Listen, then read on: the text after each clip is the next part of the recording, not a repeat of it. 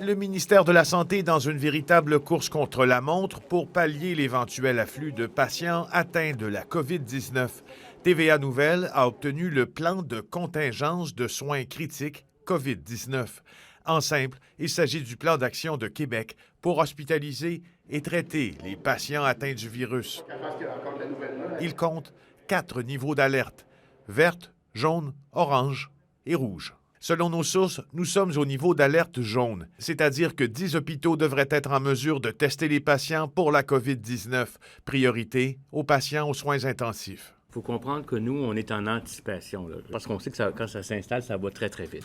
Si la crise s'aggrave, nous serons au niveau d'alerte orange. 21 centres hospitaliers seront désignés pour les patients atteints du virus. Certains devront reporter encore plus d'opérations non urgentes et, peut-on lire, considérer suspendre certaines activités de transplantation. Au niveau d'alerte rouge, tous les hôpitaux seront mis à contribution. Des hôtels ont déjà été contactés pour désengorger le réseau. Il faut que les hôpitaux soient prêts avant que cette vague-là arrive. Et si elle est moins haute que qu'est-ce qu'on peut s'attendre, bien écoutez, on se sera préparé. Nous avons aussi pu confirmer que des discussions sont en cours avec les cliniques de chirurgie privées pour les utiliser afin d'hospitaliser des malades.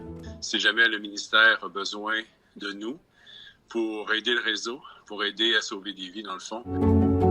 C'est le cas au Centre métropolitain de chirurgie, situé à Montréal. On a une pandémie sérieuse et si on veut s'en sortir, notre réseau a besoin de la collaboration de tout le monde.